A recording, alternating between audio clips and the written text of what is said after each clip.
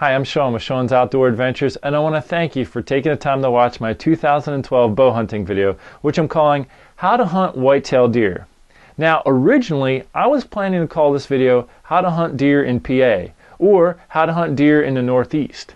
And the reason for that is this past year, I started to run bow hunting classes and archery instruction classes. And the majority of guys that were coming to the bow hunting classes were pretty much saying the same thing. They're saying, Sean, I didn't grow up hunting, I'm just getting into it, and I watch these videos on TV and everything like that, but most of these shows are out in the Midwest, Illinois, Iowa, places like that, and it's just not like the area where I hunt. I can't relate to it. And then I came across your videos, and I'm like, yeah, this is the kind of hunting I'm dealing with.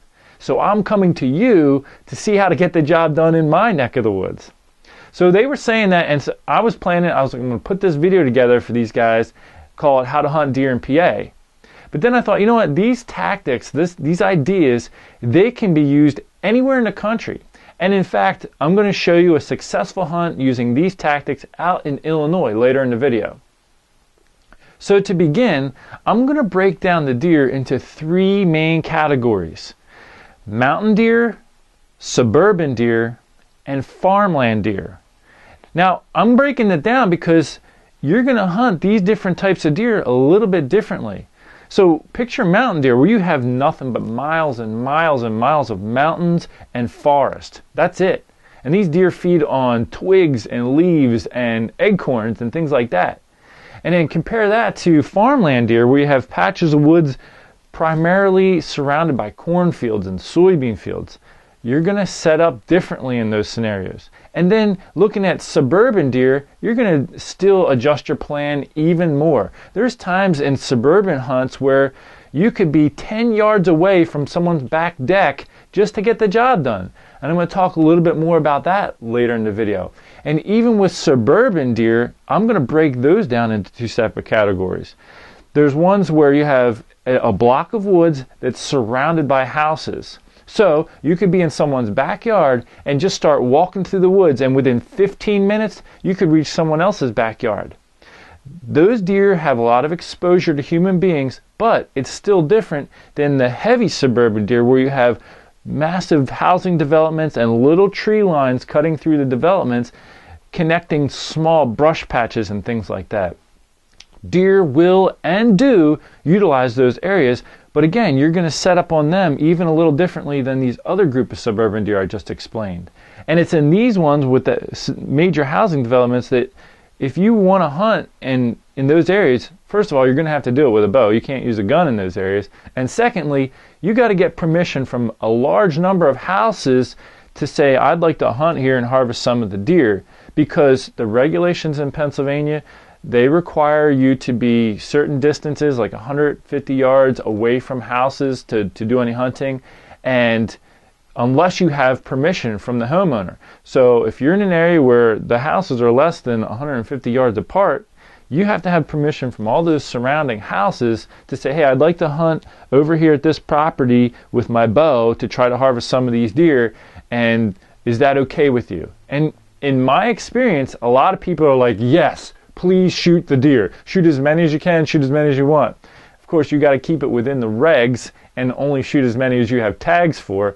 But my point is, in those suburban areas, the deer are eating people's flowers that they're spending all this money on and things like that. So I've had great success getting permission to hunt in those kind of suburban areas. So anyway, let's get started with the video. I'm going to do a suburban hunt in the type of area where it's a block of woods surrounded by houses. Across the street is private land. It's all posted. They don't let anybody in there, so it's like a refuge for the deer. So I'm going to set up, making my game plan, finding a way to catch the deer before they go into that refuge. So let's take a look at the aerial photo. I'll show you how I put my plan together, and let's get it started. Okay, so here we go. Now, along the left-hand side of the main road here, there's houses all along this side, and in the next road to the left, there's houses all along that, etc. So it's kind of blocking in this little chunk of woods here on the left-hand side, which is what I have access to. Now, one of the best places for deer to get from the left-hand side of the road over to the right-hand side of the road is right here. there's woods on both sides of the road. You have to keep in mind that deer prefer to always have good cover. So they're going to cross the road where they can immediately get out of sight if they can, in general. So this is the best spot right here because there's no houses off the edge of this last property right here. And so it's a nice quiet spot for the deer to cross. So as far as picking a house to ask for permission, that's my target point. And in fact, that's the house where I have permission to hunt. And so I'm going to set up down in the woods and try to catch deer coming toward this funnel where they might cross the road. To some extent, my plan worked. Just as it was getting daylight, a group of 3 deer came right in front of me, headed through that little funnel to go to the other side of the street. Now, I elected to pass on them because, I wanted to have a good quality video, and since the lighting wasn't quite good enough yet, I just let them walk. Now, a little while later, I looked over my right shoulder and caught a glimpse of a deer walking down through the woods.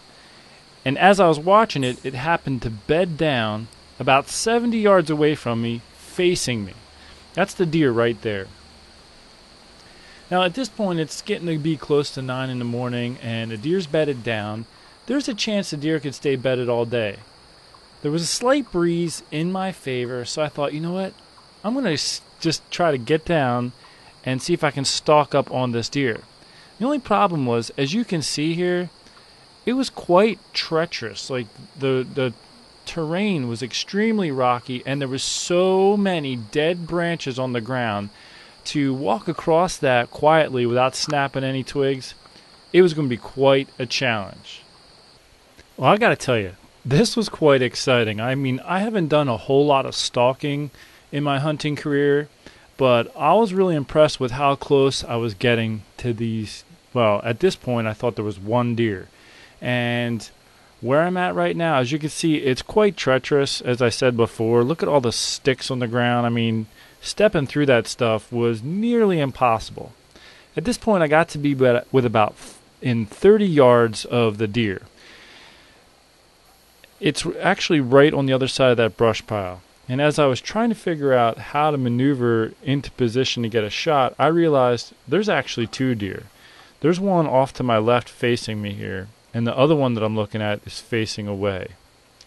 Now, at one point in time, the wind swirled a little bit, and I thought, man, this deer's acting nervous. It looks like it's going to get up.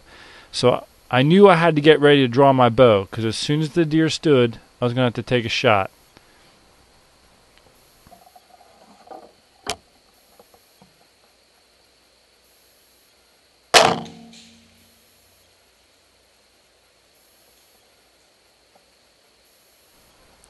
Well, as you can see, I just took a shot, and unfortunately, for some reason, my arrow went high, which kind of baffled me.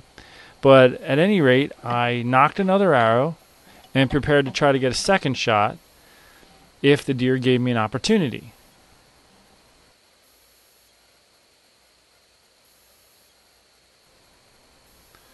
Within a short period of time, the deer did turn and begin to walk through the woods. So as you're about to see, I grunt with my voice to take a shot. But unfortunately, my second shot went high too.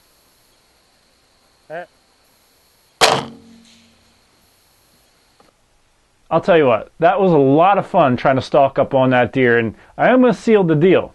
I think partly me missing the deer was my fault. But I will say there was a technical problem too, in that the peep sight in my string actually had moved up. See, what happened is I wax my bowstring quite frequently, and I just got that bow this year. When they tied the peep sight in, I wasn't really satisfied with how tight it was. So I brought it back and I asked the guy to tie it in tighter. And as I watched him tie it in the second time, I was watching him, I was like, man, that's still not tight enough. Because I had a problem back in 2009 where I was hunting in Illinois and my peep sight slid in the string and caused me to miss a really nice buck. And I didn't want that to happen again. Well, anyway, in this situation, my peep sight did slide up in the string, which I discovered after I got home because all my arrows were hitting like 4 inches high, or I don't know if it was 4 inches, 3 inches. They were hitting a few inches high. And I was like, what's going on? And then I really started to examine the peep sight, and sure enough, it slid. So I just tied it in as tight as I possibly could so I don't have that problem again. But the reason I'm pointing that out to you is you really should get your peep sight tied in as tightly as you possibly can. If you can push on it with your finger and move it in the string, it's no good.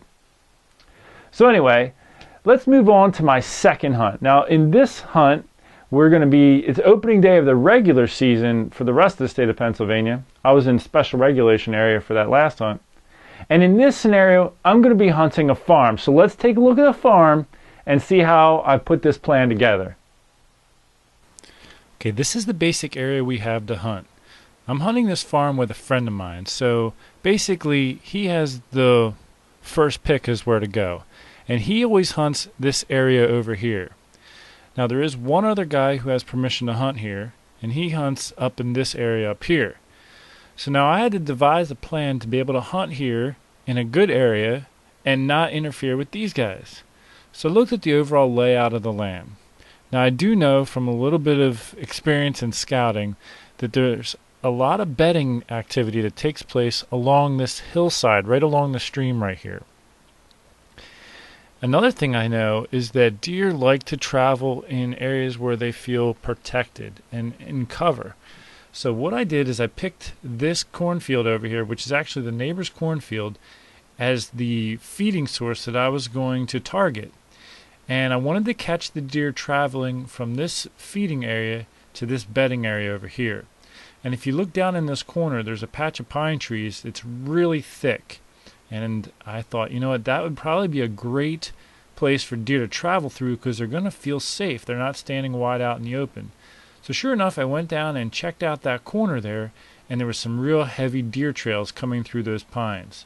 So I picked a tree stand location right on the corner of this field right here and got set up. So after daylight hit, I started to have deer running around me. And early season, especially when deer haven't been pressured much yet, it's very often that you might see them playing around and just chasing each other around.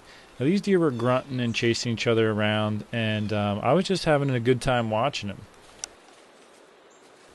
After a little while, though, I decided to grunt to see, and this is about an hour later, and you could see some fog rolled in, and I just wanted to see if anything would respond. And sure enough, these deer came out almost immediately after I grunted.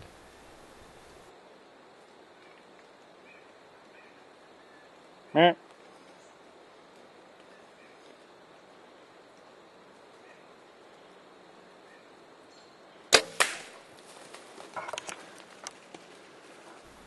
I'm going to give you another camera angle on that just to give you some perspective. Now I came to full draw right here. The deer were broadside, but then she turned, and so I tried to get a shot at her right here when I grunted with my voice, but as you see, she went right through it. And when she stopped here, quartering toward me, I wanted to take the shot while it was still in my camera angle on the stationary camera. I thought, what, maybe I'll grunt a little bit because that one doe grunted to the other does earlier. So I grunted, and within 5 minutes, those two deer came out looking for another deer. And she turned at one point. I grunted with my voice to try to stop her. She didn't stop. And then she kept coming, and I wanted to try to get a shot at her while she was still in the camera angle. So I took a quartering toward me shot, went in right into her shoulder through the vitals. So I don't think she's going to go far. That was definitely a good hit. I was focused that time. So I'll give her a little bit, and then see, right now it's 9:11. I'll give her a little bit, get down and tag her, and then jump back up in the stand for a little bit more till we have to leave. Thank you, Jesus. I just wanted to show you this footage real quick before we recover that doe. Now this is the little button buck that was with her. And as soon as I saw him searching for her and not having found her already, I figured there was a good chance she was probably already dead. One of the reasons I put this footage in there is I want you to watch and observe how he reacts to the bloody arrow right here. Watch this. Right there. As soon as he saw that arrow, it really spooked him. But another thing I wanted to point out about this is it is a little sad when you think about how, this deer had its mother taken away from him right there. But the one consoling factor is it's a couple weeks away from the rut, so she would have kicked him out when the rut came anyway so that she could have been bred. But I just wanted to point those two things out to you. Now let's go check out this deer.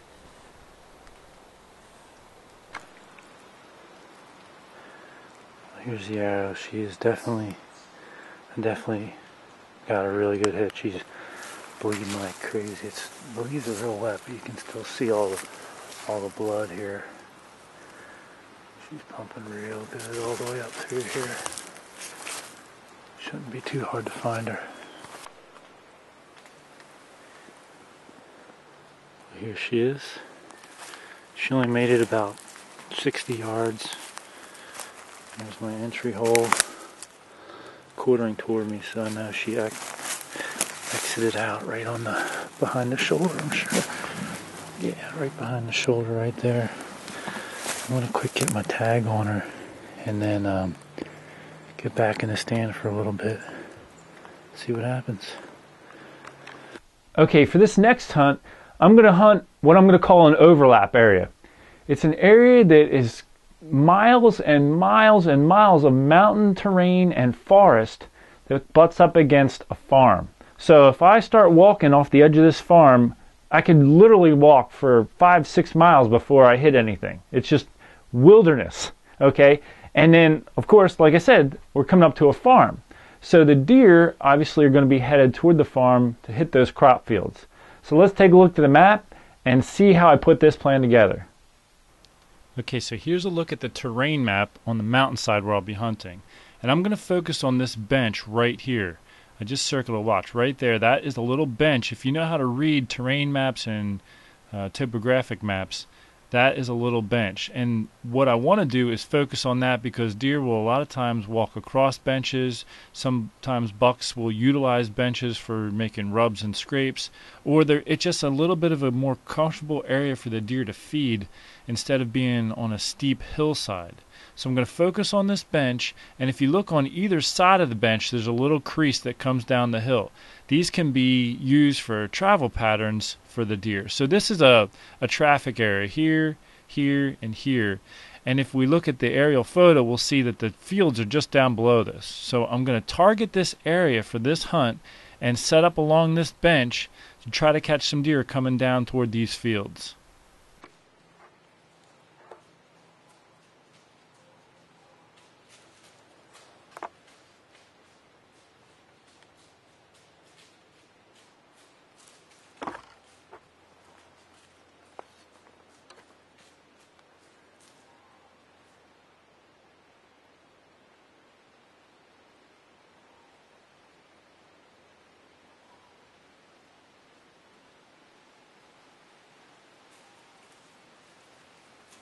Meh.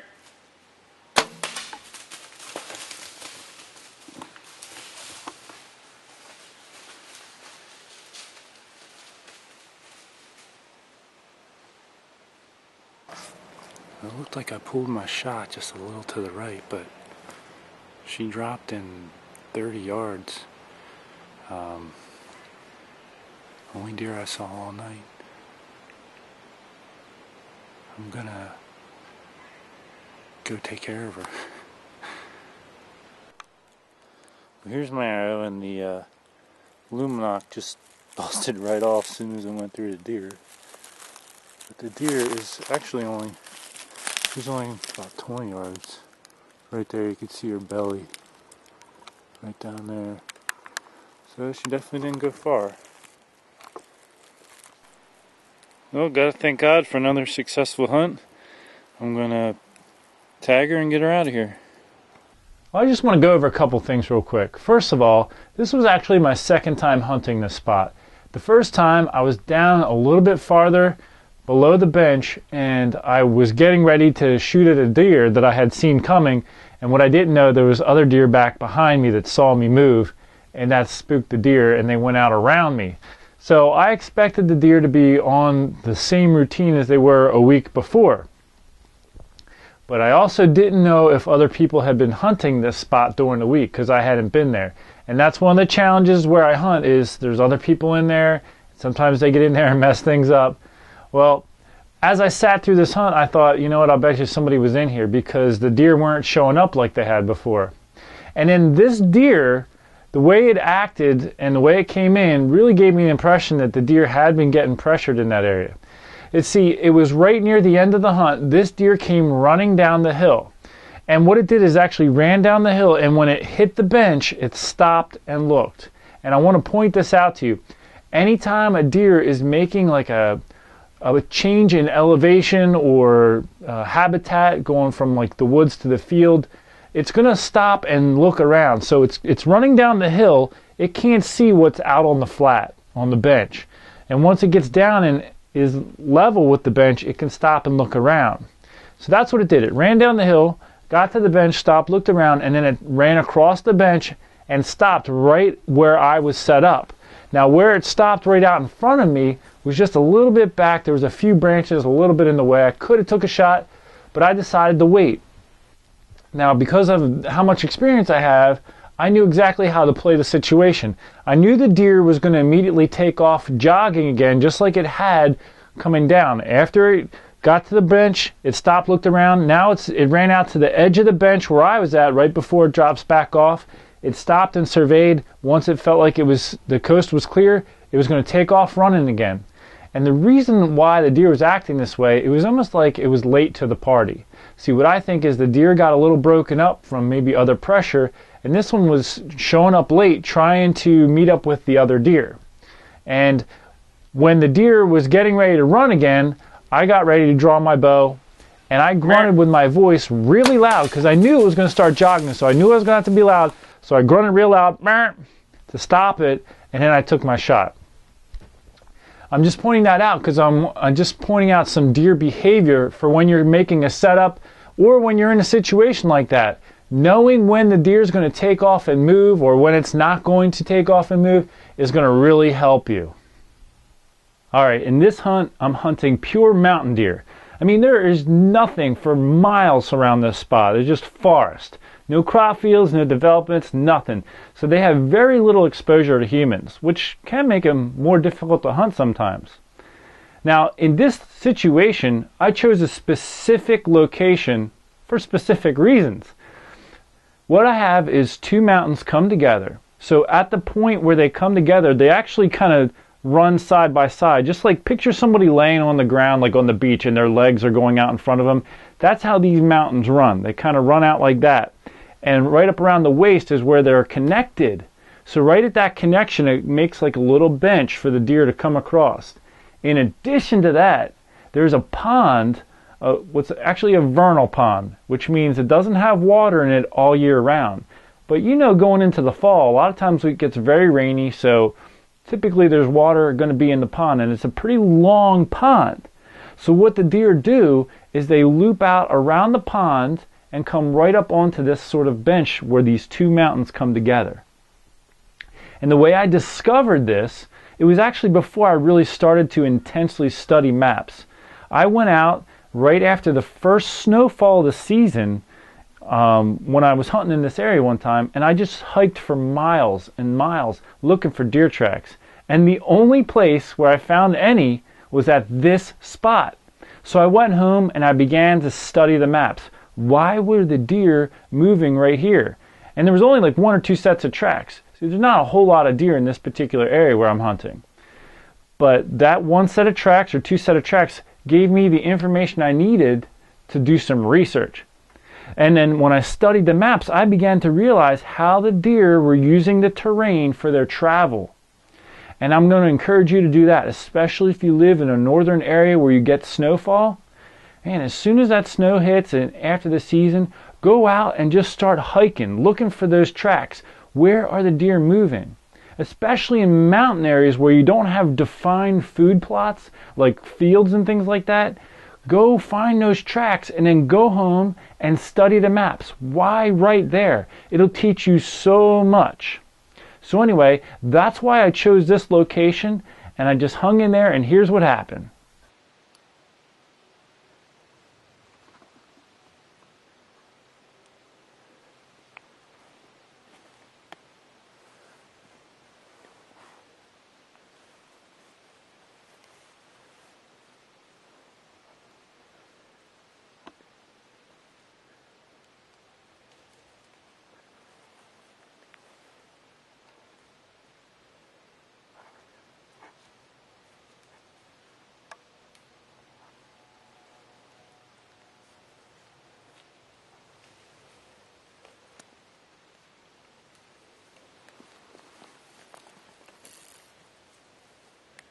Mer.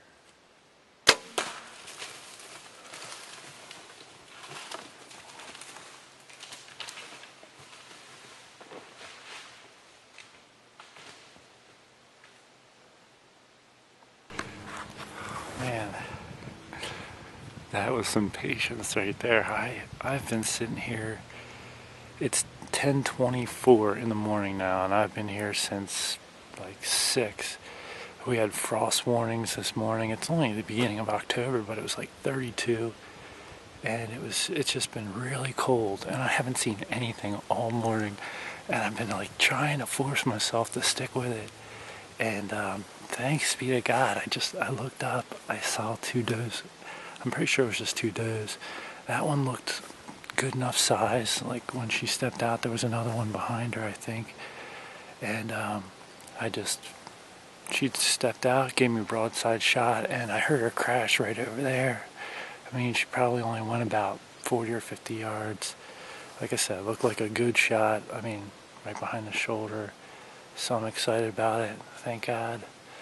The sun's on me now. It's warming me up. But I'm going to get down and take care of her. Let's go check her out. Before I got down, I had these 2 button bucks come in underneath me. They must have been with that doe. And here's a thought for you when it comes to trophy managing for deer or even managing for bucks.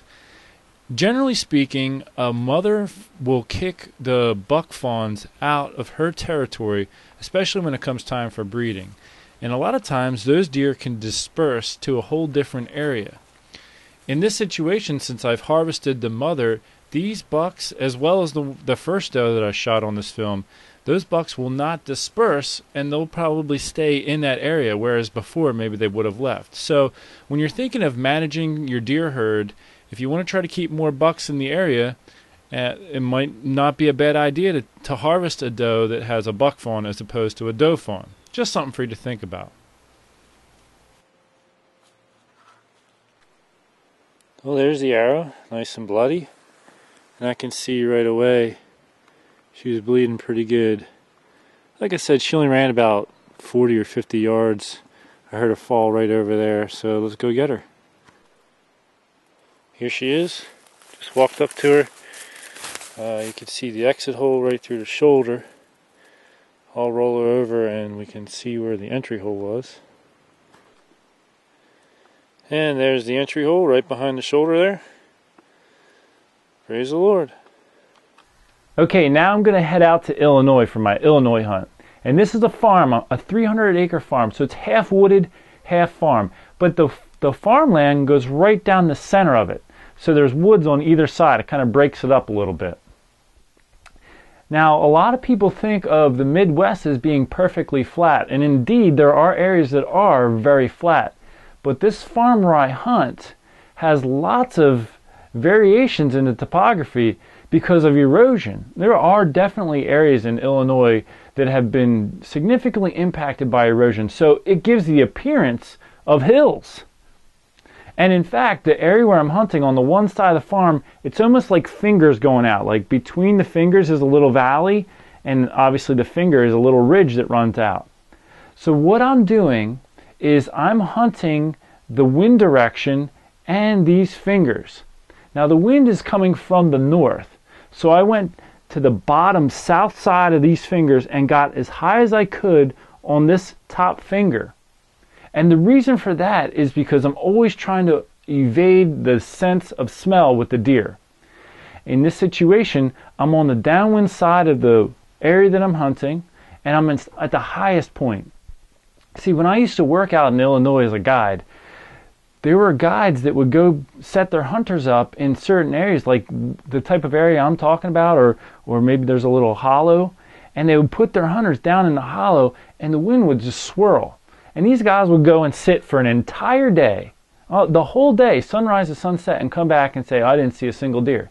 And the reason why is, no matter what, you could wear the best clothes, use the best soaps, and take showers and scent elimination, but it's so hard to 100% evade a deer's sense of smell.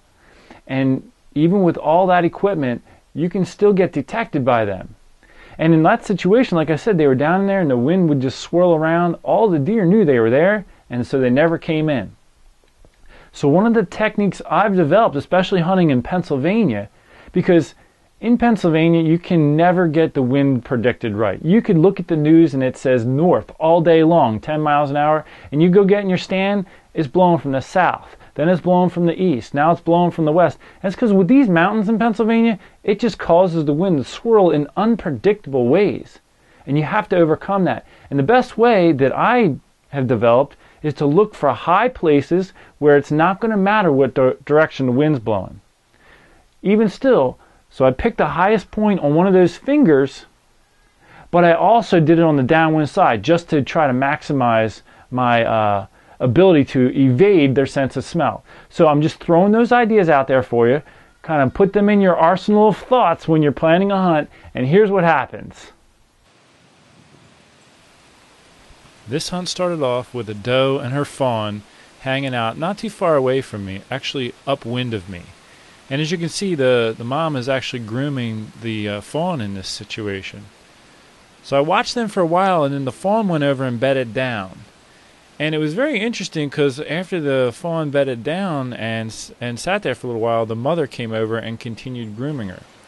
Well, at one point in time, they both jumped up, and I thought, what's going on? And then all of a sudden, more deer started to come. And I thought, well, did something spook them down in the bottom? Was it a person? And then I get to looking and I see this buck come running up through the woods chasing him. And at first I was like, oh boy, here we go. And then when I got a good look at him, he's just a 2.5-year-old, what I would categorize as a 2.5-year-old 8-point. And he was grunting and chasing and carrying him on. But I want you to take a careful look at his rack. I'm calling him a 2.5-year-old because in general you can see there's just a little more development of mass with his rack than a 1.5-year-old would be. And a 2.5 in general is closer to the tips of his ears, generally about an inch inside the tips of the ears is where their spread is in general. Well, this deer, he worked around and ended up coming right up past me. And, being that it was the first morning, I wasn't planning on taking a shot at this buck. A little while later, I looked over my shoulder, and there's a 1.5-year-old 8-point. So you'll see when he turns his head here, you get an idea just how narrow his spread is. And this is a comparison, a 1.5-year-old next to a 2.5-year-old. And this buck right here, he heard the grunting and carrying on, so he came in to investigate. But look how narrow that spread is. When you're trying to guess the age of a deer, that other one was a 1.5-year-old, and now look at this one again, 2.5-year-old.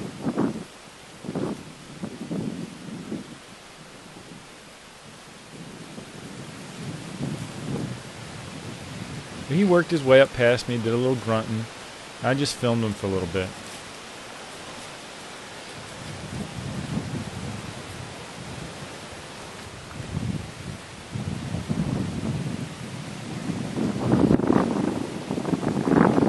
And then he made his way off after those doe that he were chasing around. Not much happened that night or the following day because the wind was so strong, 30 mile an hour, whatever it was. Now, going into the third day, I had a lot of stress on me. One, my wife and I had our first child over the summer. He was now several months old, but she just had back surgery because of an exploded disc in her back. So she was kind of in bed, and I've been taking care of her and the baby for most of the hunting season. So I basically didn't get out hunting much after that first week. And now, though, I want to get back to help take care of them, but also we had the threat of Hurricane Sandy coming. So basically this is it. this day is pretty much going to be my last day because I'm going to have to pack up and head back to PA. So here's my game plan. One, in the morning hunt, being that it's Sunday, I got to get out of the woods to go to church. That's my priority. So I decided to pick a spot that was fairly close to the cabin where I could quick get down, get out of the woods, get changed, get to church as quickly as possible. Secondly, the best place to do that is going to be on the opposite side of the farm where I was the previous day. Now there are some valleys and peaks on the other side as well. It's not as defined as fingers like the side I was originally on. But I know that down in this one little ravine, the bucks like to make a lot of scrapes and things like that. So my game plan is this: stay high on the hill, as high on this side as I can, which is close to the cabin. And if I don't catch them just naturally moving in and out of that bottom to go check those scrapes, I'll try doing a little calling. See if I can get something to come up to me. Now, again, as I said, I don't want to go down into that bottom because if the wind swirls or anything like that, they're going to wind me a lot more easily than if I'm at the highest point.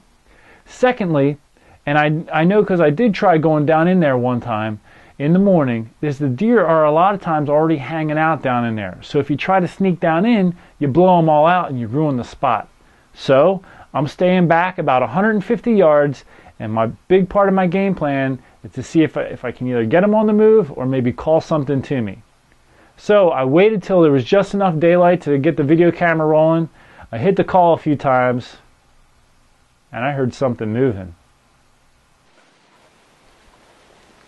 Now, as I looked down the ridge line, I saw this buck come out from the bottom, and I saw he was out to the tips of his ears, and as far as I could tell, he was a good 3.5-year-old buck. Not a huge rack, but still a 3.5-year-old, so I knew right away I'm shooting. I couldn't even tell how many points he had. And the amazing thing about it is this buck was at least 100, maybe even 150 yards away when I called. And he is coming straight to the exact point of where he heard the call. And in fact, you can almost see him posture a little bit as he's coming in, just in case there's another buck in the area.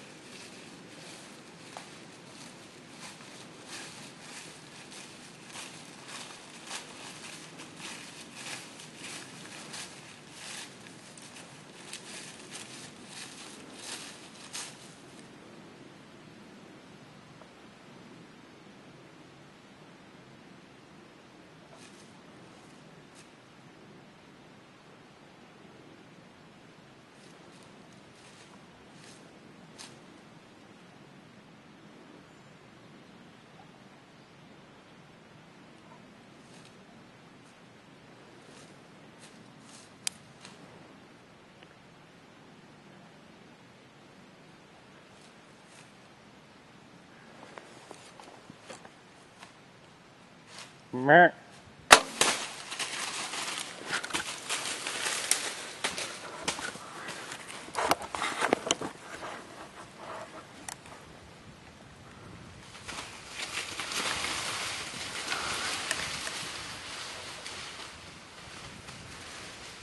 He's down, flopping. Praise the Lord. Yes. I'm so excited right now. It's been a rough hunt the last couple of days, and Sunday morning, October 28th, and just got my nicest buck to date. Looks like about a 3.5-year-old 8-pointer, I think. Nice spread on him. I came in this morning. Let's see what time it is here. 7:30.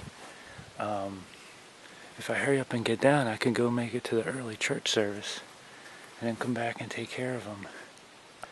I heard some noise down in the bottom over here, and I did a couple grunts and bleats, and as you saw, that deer looked right up at me when I was trying to get the camera ready. Actually, I wasn't even moving when he looked up, but I was able to get things situated to where I could get a shot on him. Looked like a good shot, and he went down right over here, probably about 50 yards from where I hit him.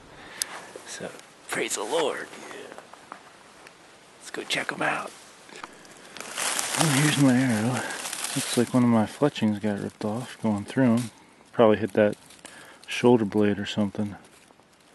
Let's go check him out. Well, here he is. That's my nicest 8-pointer to date. He's got, you know, decent beam length on him. Nice spread. Like I said, he's probably about a 3.5-year-old. This is a shot of the 8-pointer here. Nice buck. I'm really happy with it. Very pleased. I just want to review the shot with you real quick just to point something out. Now here's the deer standing still after I grunted with my voice. And the thing I did not think about before grunting was I should have waited till his front leg that's closest to me was extended out as opposed to back like it is in this situation. Because as you can see, with this leg back, his shoulder blade really covers most of the vital area.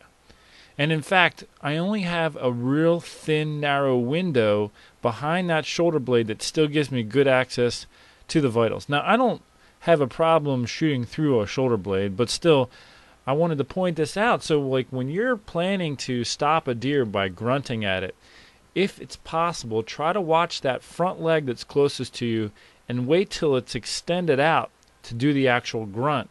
And that way, you'll just have a better window at the vitals. But as you can see, because of the way I stopped this deer, I really had to thread the needle. I mean, I didn't have much room to place that arrow behind that shoulder blade in order to get perfect penetration. Alright, there's one more real valuable lesson that I want to share with you from this hunt. And it has to do with right when that deer came in and looked up at me. I wasn't really moving, but he looked up at me, and I know from experience, as long as you remain still and don't move and don't spook the deer, you got a chance of still getting a shot off. So I was standing still, the deer looked up at me, I just didn't move. I had my bow right in front of my face so that it breaks up the silhouette of my face. And as long as the deer didn't just snort and run out of there, I knew I'd be able to get a shot off of him. So he eventually turned and started to walk away, and when I went to clip my release onto the string, it hit my loop, and instead of going in the loop, it got caught on the string of the loop. And then when I slid it down, it popped off of the string and closed together, and that's what made the click noise. I was like, ugh. But I just froze, and the deer looked back, and I still knew if he didn't blow out of there, snort and run, I was going to get a shot. Now, what I did do is I had a tree, one little tree right there. I was waiting for his head to go behind that tree to draw my bow. And I really do that whenever I'm in the woods.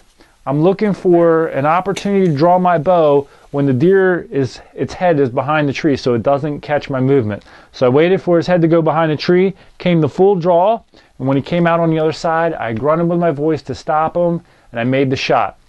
I'm pointing that out to you for a couple reasons. One, if you're ever in a situation where a deer stops and looks up at you, just stay frozen. And even before, when the deer's coming in, I always hold my bow in front of my face so that it's blocking the silhouette. So when that deer was coming in, I had my bow in front of my face like this, and I was actually reaching over to video like this. So I also had the camouflage of my arm right there. So I was standing like this when he looked up, and that really breaks up the silhouette of your face real well.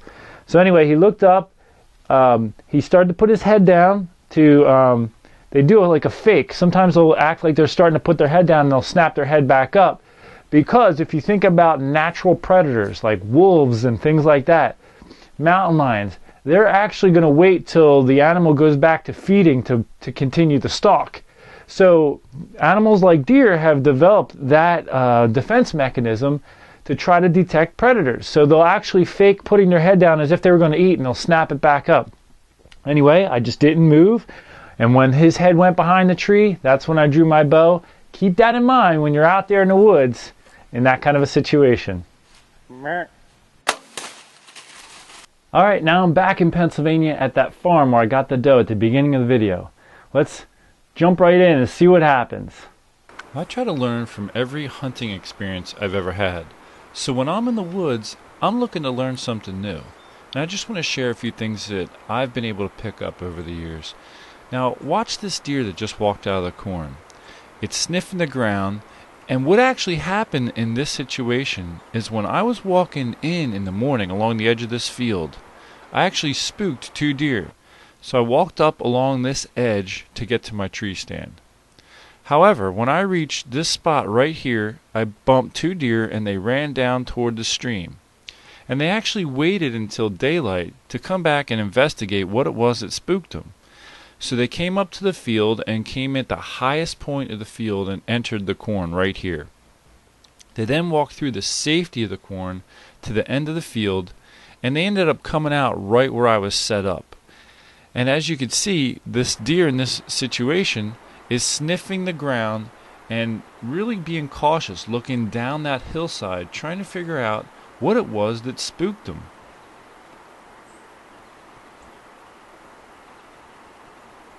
So just pay attention to this deer's body language. It's sniffing the air. It's, stomping its front hoofs just a little bit.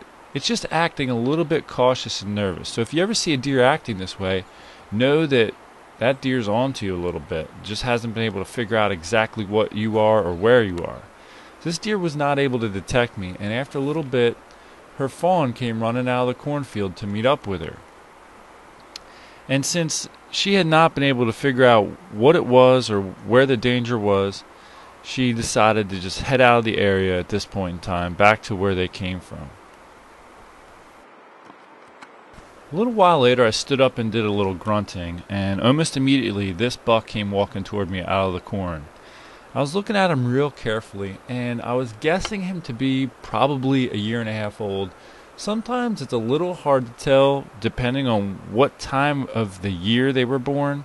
Like a deer that was born late as opposed to a deer that was born early can look quite a bit different in development by the hunting season of the following year.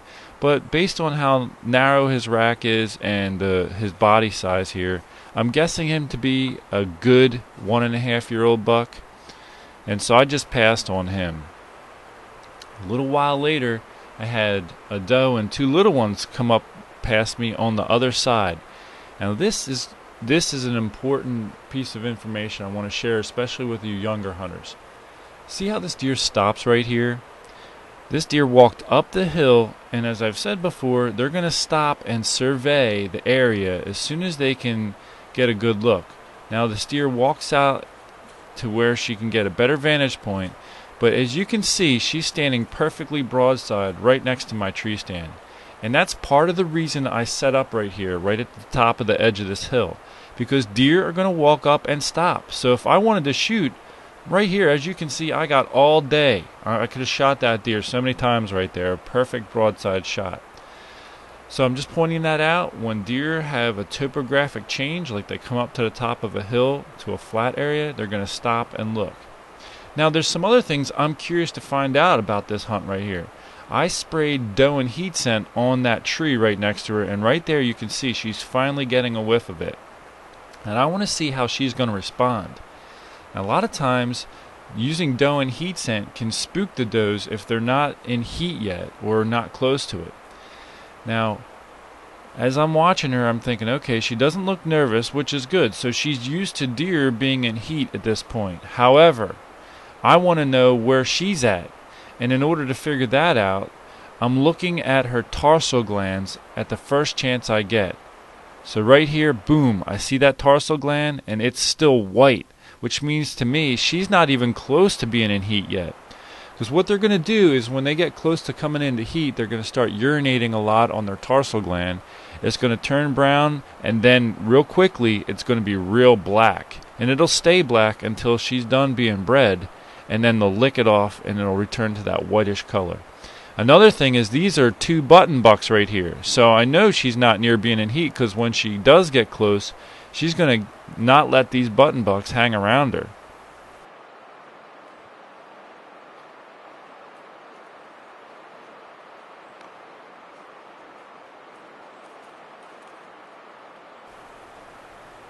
After this, I went to New York the following day.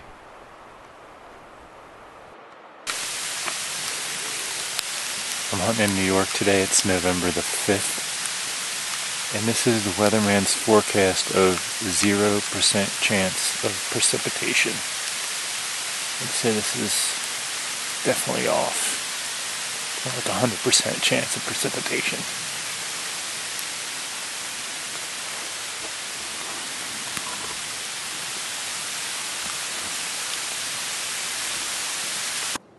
This is the following day. I'm back in Pennsylvania and I'm hunting mountain deer. As you can see, this one is browsing on a species of thorn bush right here. And I wanted to point this out because as you get later in the season, the preferred oak nuts are all eaten up at this point, and so the deer transition back into their other feeding patterns of nibbling on twigs and branches and browse of different types. So when you think of setting up on a food source, you got to find areas they can browse. You can find red oaks this time of year, but very often the deer will just walk right past those because they're so turbid and bitter. And what they'll do is they'll actually wait until the springtime after those nuts have laid under the snow and been affected by the rain throughout the winter, and that moisture helps to reduce the turbidity of those nuts, and they'll eat those in the spring. So just keep that in mind when you're planning on a place to set up, getting later in the season, and you're trying to figure out what's a good food source to set up on. This hunt, I am back at the transition area where I shot that one doe where it's just mountains and miles of forest that comes up to that little farm. So I'm hunting the other edge of that bench where I shot that one doe. And as it's getting to be that peak deer movement time, man, I hear something big coming. I get all excited. And because I didn't want to get seen, I just waited till he passed me before I turned on the video camera. So check this out.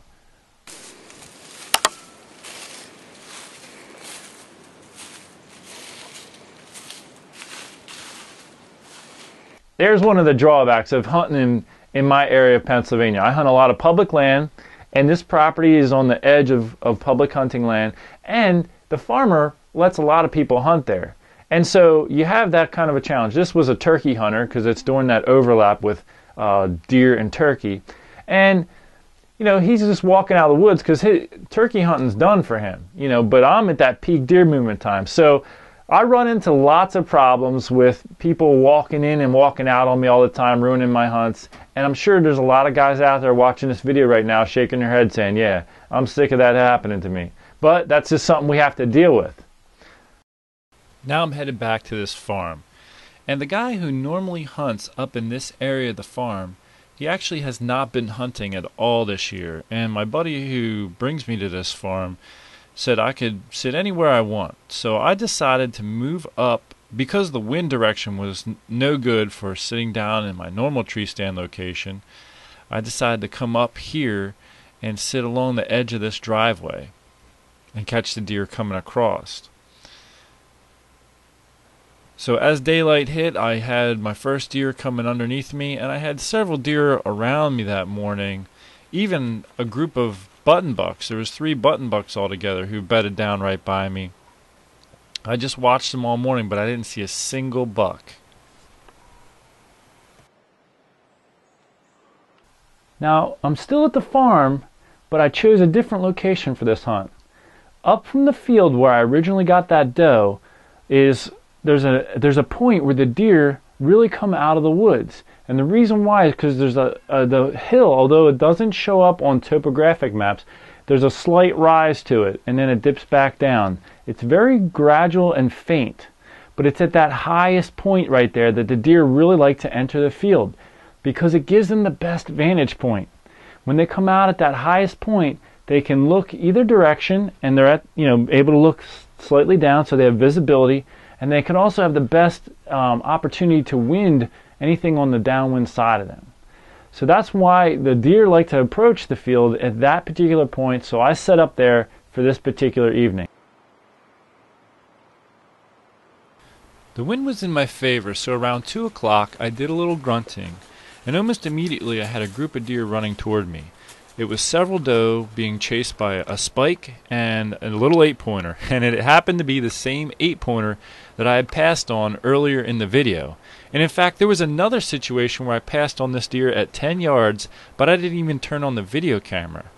Well, this is the last day of the season, and I just said a little prayer. I was like, Lord, if this was the deer you wanted me to shoot, have him come up and give me a broadside shot. Otherwise, I'm going to pass, because he's only a year and a half old, and I'm practicing quality deer management, which is to wait for at least a 2.5-year-old. Well, my prayer was answered. The deer ended up not coming my way, and that closed out my regular season. All right, now we transition into the late season. It's after gun season's over, it's after Christmas, and then they open archery back up in the state of Pennsylvania. Now, hunting in the late season, it's a bit different than hunting early in the year. The deer change their movement patterns, their feeding patterns, and depending on where you're at, I mean, it might be almost impossible to harvest a deer. And the reason I say that is because depending on how much pressure they get, they could be completely nocturnal. It also depends on temperature. If you don't have those really cold temperatures kicking in, the deer a lot of times are more content to stay laying down during the day. If it's really cold though, it really forces them to get up and eat. So in the late season, I've hunted different areas, but my greatest success has been in those special regulation areas where I grew up, which is in southeast Pennsylvania. So I'm going to do a couple hunts down in the southeast of PA for this late season. And this first one is going to be at my buddy's place. Now I've only hunted here like 1 or 2 other times. In fact, I showed a little footage of a hunt hunting this property in my Humble Beginnings Part 2, where I had an encounter with a really nice buck. But anyway, in this situation, I'm hunting his property, and the wood plot is about 7 or 8 acres in size and shaped kind of like a triangle. Now, at the top of the triangle, there's a little grass field, and in the past, I've been at my friend's house and we've seen deer standing out in that field in the middle of the day when it's really cold. So my plan is to try to catch them coming to that field. And I expect them to come from the bottom of the property up toward the field. So when I got there, I walked through the field and in the top corner of the triangle, the top corner of the woods. And I was a little concerned as I was walking in because I could see deer tracks, a good number of deer tracks, going in the same direction I was, which surprised me. I thought they were all going to be coming up. Well, a lot of them were going down. So my concern is now I just walked in the same direction the deer seemed to be moving. I might have just blown my spot. Well, I kind of did. Here's what happened. Now, those of you who videotape your own hunts or videotape with other people, you know that the last 20 minutes or so of hunting, you really can't get good quality video because there's not enough light. Even though there's plenty of visibility and light to be able to see and shoot, you just can't get really good quality video. Now, the deer in this situation are coming from the left, which is where I walked in. And there's lots of picker bushes along the path where I walked in, and a lot of them were getting stuck to my pants. I knew, I knew I left some scent behind. That's the bottom line. And the deer were taking forever. They were sniffing around where I had walked. And the reason why I'm not videotaping them right now is they're to my left, the video camera's to my right, and it's not a good position to get it around my body in order to get video footage of them. I'm just worried about getting a shot because I desperately need at least one more deer. I mean, I gave most of the deer meat that I had away, and I needed one more deer, this for myself and my family. So as time's going on and I see how slow the deer are moving, I realize, you know what, I'm probably not going to get this hit on film, but I don't care. I need to get the deer. So what I'm going to do is I'm going to fast forward here a little bit, and what ends up happening is the deer comes down and stands right to the left of that one tree in front of me. Now, I would have shot the deer at that time, but I didn't realize it was in the video camera frame. So let me just fast forward here. I apologize. I know you can't really see her yet, but there is a doe standing right on the bottom left-hand side of the screen. And she kind of looked up at me, which puzzled me. I was like, how did she see me? And what you're going to see after I shoot this deer is I have a little video camera attached to the side of my hat, which I didn't realize it, but has a red light that lights up. And it stood out really profoundly, and that's what caught the deer's attention and caused it to spook when I actually turned my head to look at the video camera to see if she was in the frame or not. So the movement of my head is what spooked the deer. She ran off, and you'll see what happens here.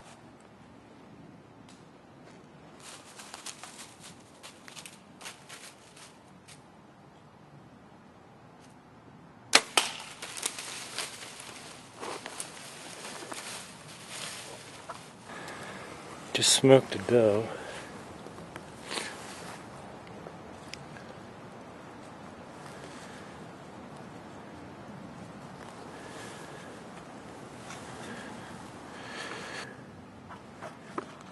Right there. That little bit of white you can see is the belly from the doe I just shot. I was waiting for him to come into my video lane, and by the time she got here, it was a little too dark for the video. Although there she lays. You can just barely see her. I don't even know if the hit came out on film. She's still actually moving a little bit right there.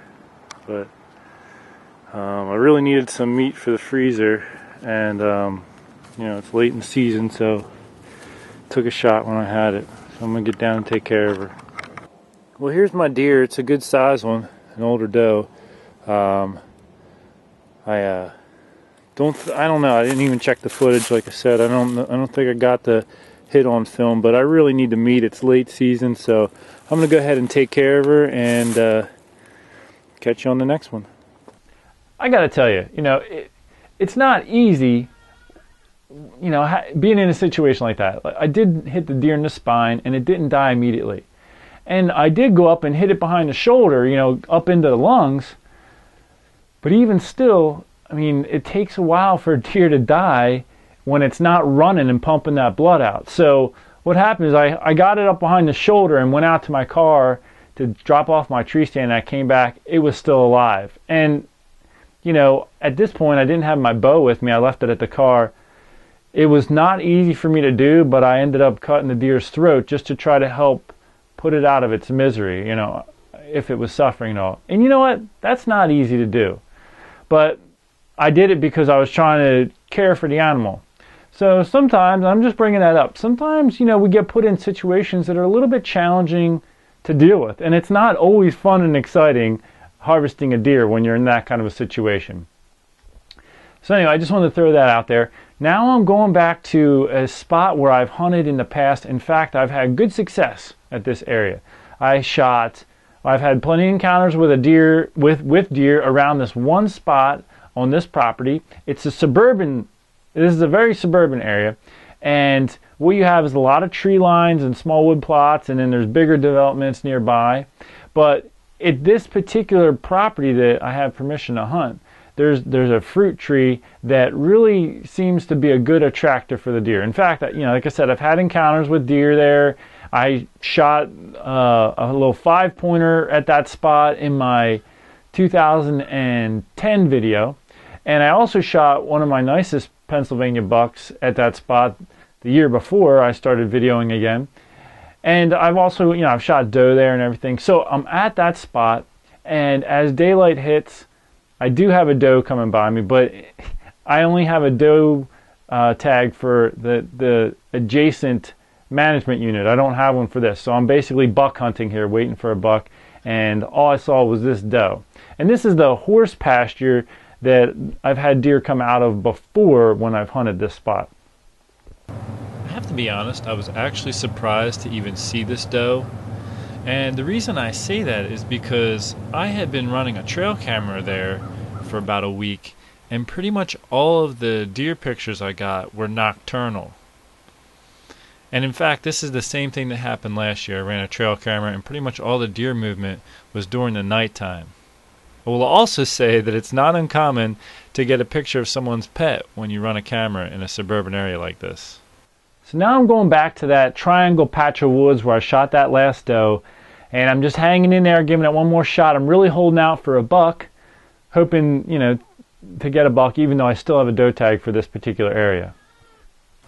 The first deer I saw during this hunt were actually a group of doe that came out on the opposite side of the field where I was hunting. And for the first two that came out, I didn't even turn on the video camera, and they moseyed off.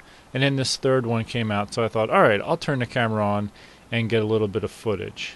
And they were moving from the bottom of the property up toward the top, which is what I originally expected the deer to do in this area. A little bit later, I had a 3-pointer and a spike come up past me, and they did what I expected to do. They're coming from the bottom of the property up toward the top, and where the direction they're headed right now is right toward where I shot that doe. The doe that I shot was just to the left of where these deer are currently standing. And I watched them right here in front of me for a little while, and then they moseyed on off and made their way out to that field. So I got a little footage of one of them as it was feeding through the field up there, and they eventually made their way up through into another patch of woods. Okay folks, this is it. My last 2 days of the hunting season.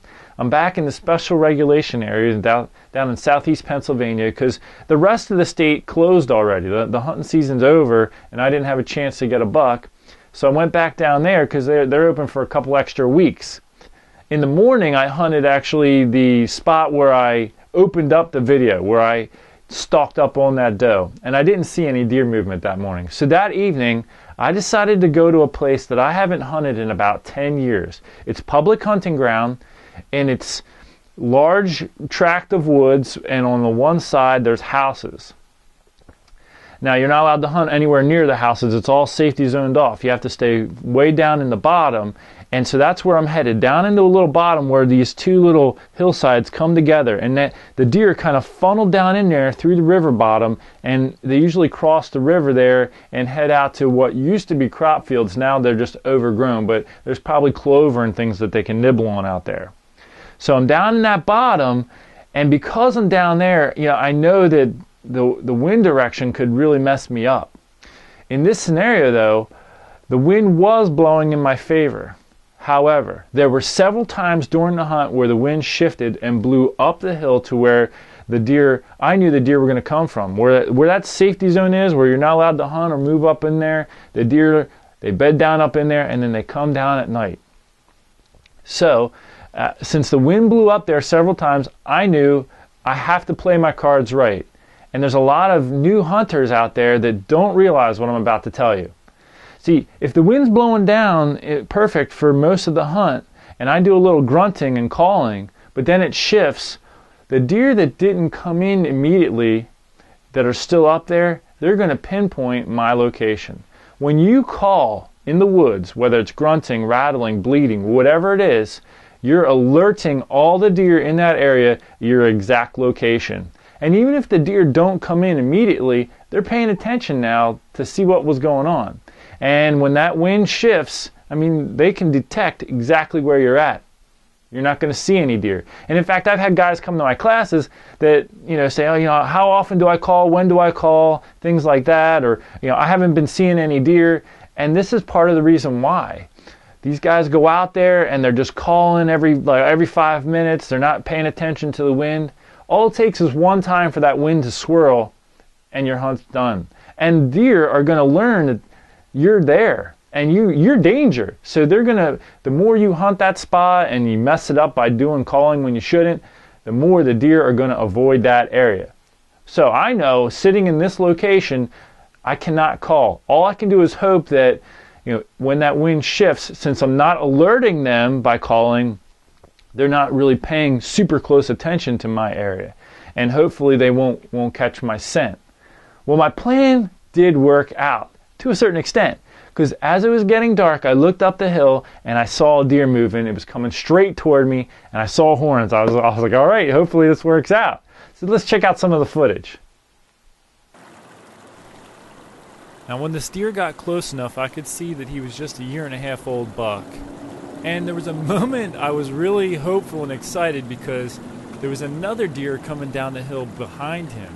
And generally speaking, whenever you have bucks coming out or traveling together, usually the biggest buck comes last.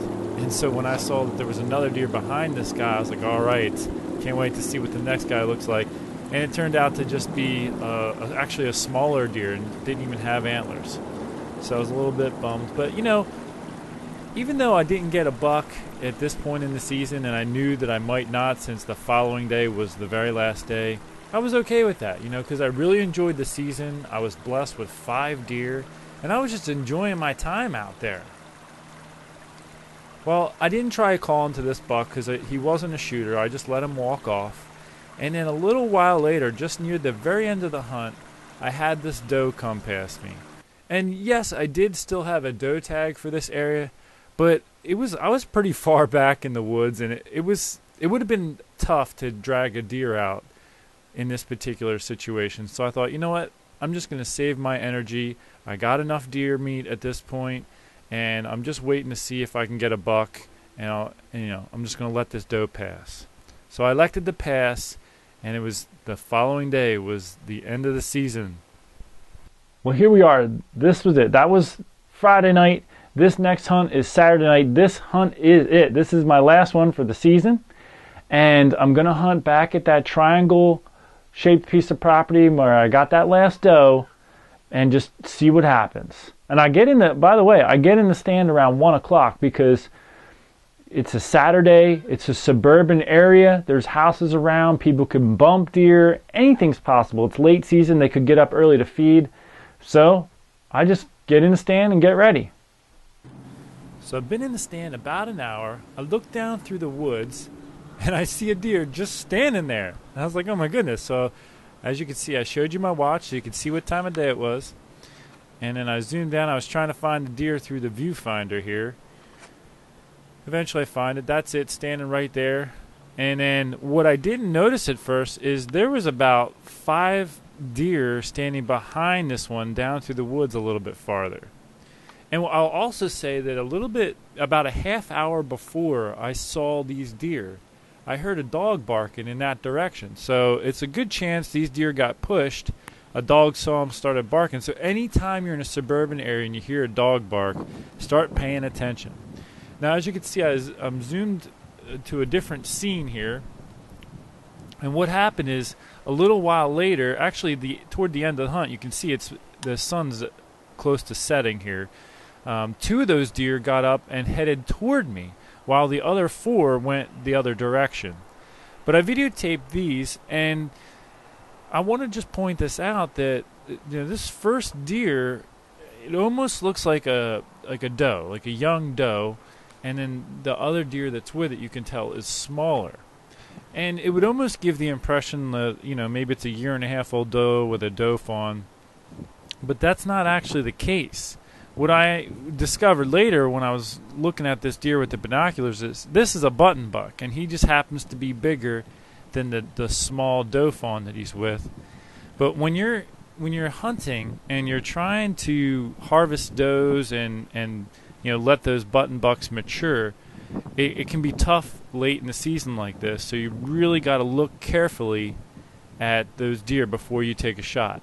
Now, these deer ended up going down through the woods away from me, and then a little while later they actually came back. I just got a moment of footage of them before I turned off the camera, which ended my season. Well, folks, thank you so much for tuning in. I mean, I am really pleased with this video, and I really think I provided some nice information for all of you.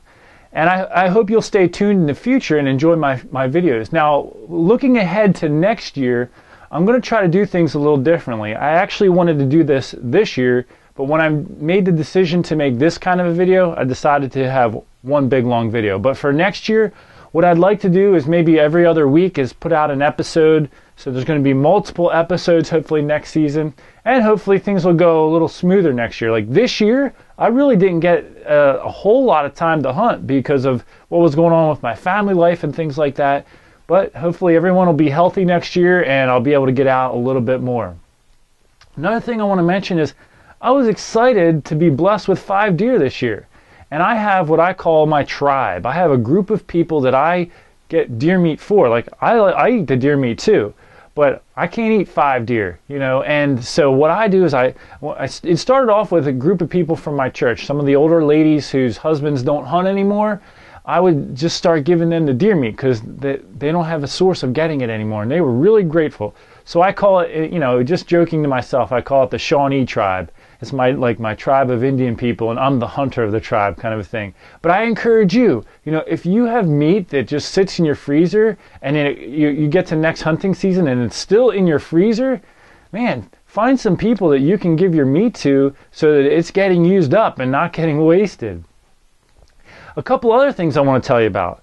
And one is, I haven't mentioned it before really, but I've been working on a sequel to my first hunting book. My first hunting book's called Becoming a World-Class Hunter, Taking Your Skills to the Next Level. And you know, I was really pleased with how that book came out. I think it has some great tips in it and great messages.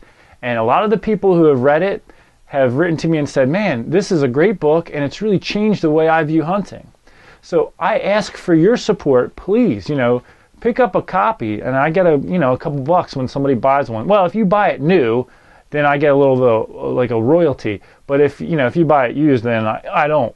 But if you want to support me, that's great. But what I was starting off saying is I've been working on a sequel to that, and it actually tandems the last 3 hunting videos. My 2010, 2011, and 2012, this hunting video. There's been other hunts that I didn't include in the video. There's been other things that have happened in the background. If you're interested, you know, you can find out about it in the book. Now, I'm working on it. Originally, I was going to publish it like a year or two ago, like just after my 2010 video, but I've just been so busy. And in front of finishing this book, I've been working on a book for archery. A lot of archery I have a tips to improve archery accuracy series that people are really enjoying, and a lot of people have been bugging me to get that book done. So I have to finish that one, and then I'll finish the sequel for the World Class Hunter series. But what I was getting at is I'd love for you to support me, in one of the easiest ways and best ways is simply getting a copy. I mean, you're looking at 15, 20 bucks, whatever it is. I mean, it's really not much when you think of all the different things you can drop 20 bucks on. But it helps me. And I'll be honest, when I started off making these videos, I had a dream of making it into a profession. And I got to a point where I realized, you know, these videos are great and everything, but they're not the caliber type of videos that people are going to walk into a sporting goods store and buy a DVD of. You know, most people are going in to look for a DVD with 30 hunts on there, all Pope and Young category bucks.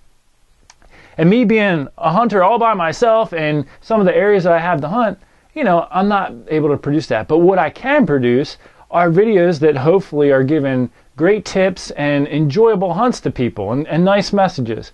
So if you want to support me in that, you know, although I'm giving my videos away for free, I'd love it if you'd, check out a copy of one of my books. And I have had people ask me to put up a donation button on my website for, so they can make donations. I haven't done it yet. Maybe by the time you get to my website and see this video, I will have. I don't know. I might do that. But anyway, if you're interested in just throwing me a little donation as a thanks for some of these videos, I won't turn it away. Just go onto my website and look for information, Sean'sOutdoorAdventures.com. Hey, I really appreciate you tuning in. And I hope you subscribe or tell your friends to subscribe or whatever. Stay tuned, man. Check out my videos in the future. And until then, until next time, take care and God bless you.